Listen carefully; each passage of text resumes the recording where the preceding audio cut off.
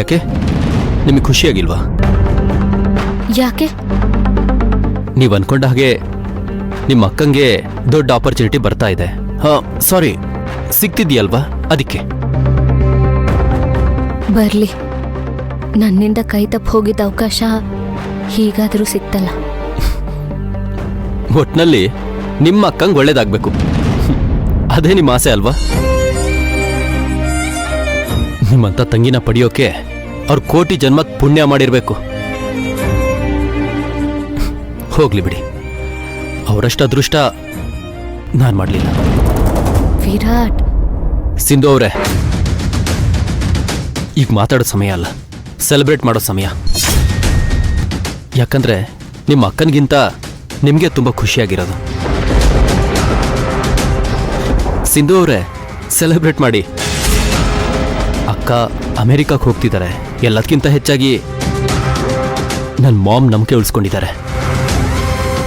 ಸೊಸೆ ಅಂದ್ರೆ ಭವಾನಿ ಅವ್ರ ಥರ ಇರಬೇಕು ಅಂತ ಹೇಳ್ತಿದ್ದಾರೆ. ಏನಂತೀರಾ?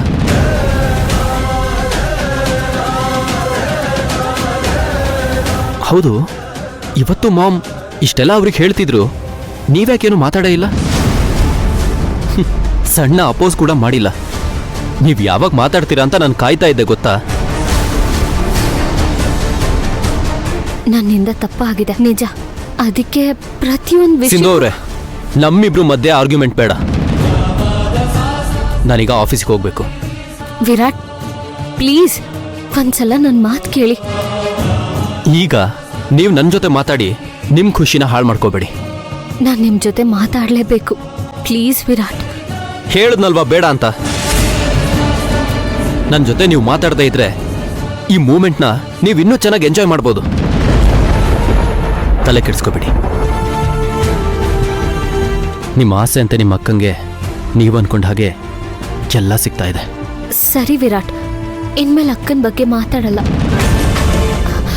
ವಿರಾಟ್, ಒಂದು ನಿಮಿಷ. ಅದು ಇವತ್ತು ನಾನು ನಿಮಗಿಷ್ಟ ಆಗಿರೋ ತಿಂಡಿ ಮಾಡಿದ್ದೀನಿ. ಬಾಕ್ಸ್ ತರ್ತೀನಿ, ಆಫೀಸಲ್ಲಿ ತಿನ್ನಿ. ಇರಿ, ಬಂದೆ. ಅದು ಜಾಸ್ತಿ ಟೈಮ್ ತಗೊಳ್ಳಲ್ಲ, ಬೇಗ ತಂದ್ಬಿಡ್ತೀನಿ.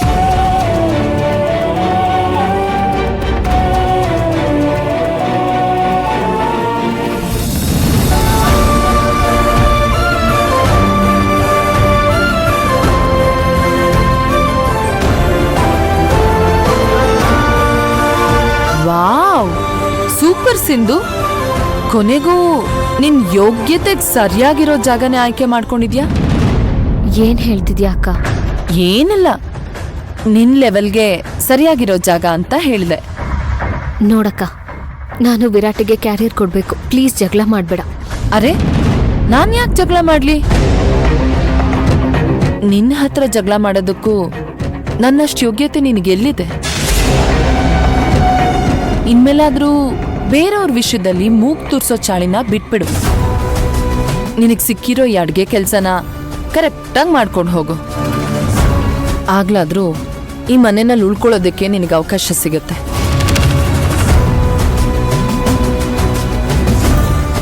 ಅಲ್ವೇ ಸಿಂಧು?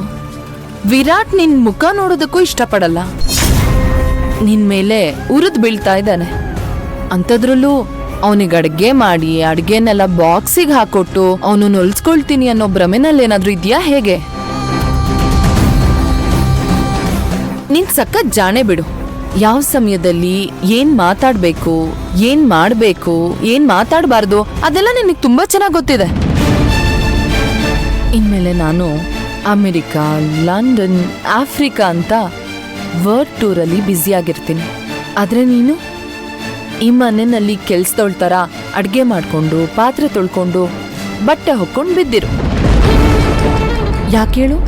ಕೊನೆ ಪಕ್ಷ ನಿನ್ನ ಮನೆಯಿಂದ ಆಚೆ ಹಾಕಿದ್ರೆ ಬೇರೆ ಕಡೆ ಕೆಲಸ ಮಾಡೋದಕ್ಕೆ ಎಕ್ಸ್ಪೀರಿಯನ್ಸ್ ಬೇಕಲ್ಲ.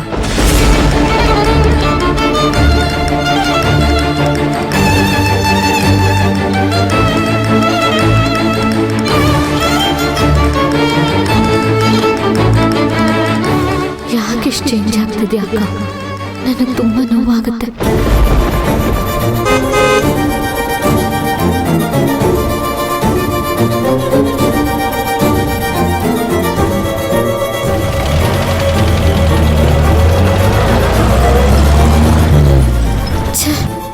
ವಿರಾಟ್ ಹೊರಟೇ ಬಿಟ್ರಲ್ಲ.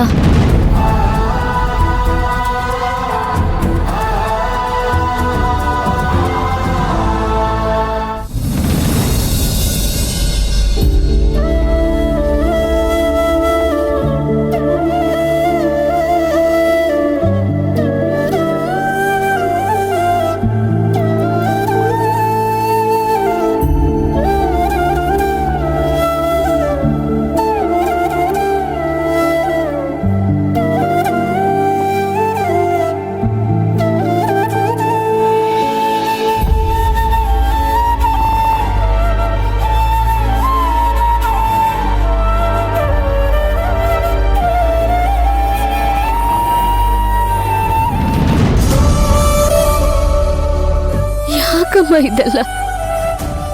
ನಾನು ಏನ್ ತಪ್ಪು ಮಾಡಿದ್ದೀನಿ ಅಂತ ಹೀಗೆಲ್ಲ ಆಗ್ತಿದೆ?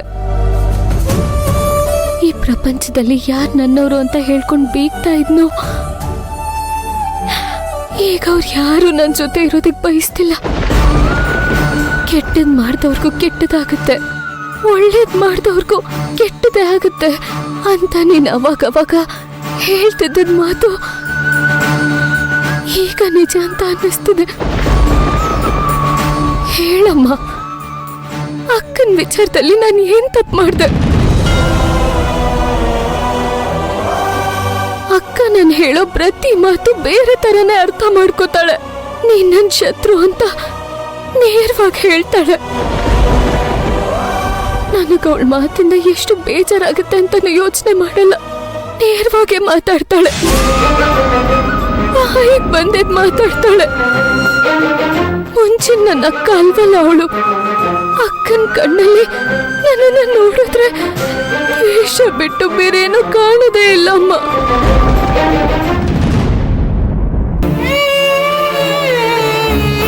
ನನ್ನ ಜೀವನದಲ್ಲಿ ಈ ತರದ್ ಒಂದಿನ ಬರುತ್ತೆ ಅಂತ ನಾನು ಅನ್ಕೊಂಡೇ ಇರ್ಲಿಲ್ಲ ಅಮ್ಮ.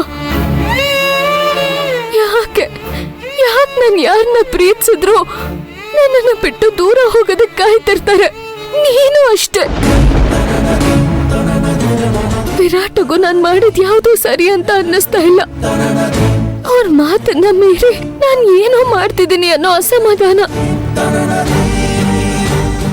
ಹೇಳಮ್ಮ, ಅಕ್ಕಂಗೋಸ್ಕರ ನಾನು ಎಲ್ಲಾನು ತ್ಯಾಗ ಮಾಡ್ಕೋತಾನೆ ಬಂದೆ. ಇದ್ರಲ್ಲಿ ವಿರಾಟ್ ಸರ್ದಿ ಬರ್ಬೋದು ಅನ್ನೋ ಕಲ್ಪನೆ ಕೂಡ ನನಗಿರ್ಲಿಲ್ಲ. ಅಕ್ಕಂಗೋಸ್ಕರ ನಾನ್ ವಿರಾಟ್ನ ಮದ್ವೆ ಆಗ್ಬೇಕಾದ್ರೆ ಯಾವುದೇ ಪ್ರೀತಿ ಭಾವನೆ ನನಗ್ ವಿರಾಟ್ ಮೇಲೆ ಇರ್ಲಿಲ್ಲ. ಇದನ್ನ ನಾನು ಒಪ್ಕೋತೀನಿ. ಆದ್ರೆ ಇವತ್ತಿನ ಪರಿಸ್ಥಿತಿ ಆತರ ಇಲ್ಲ. ವಿರಾಟ್ ಇಲ್ದೆ ನನಗೆ ಉಸಿರಾಡೋದಕ್ಕೂ ಕಷ್ಟ ಆಗ್ತಿದೆ ಅಮ್ಮ.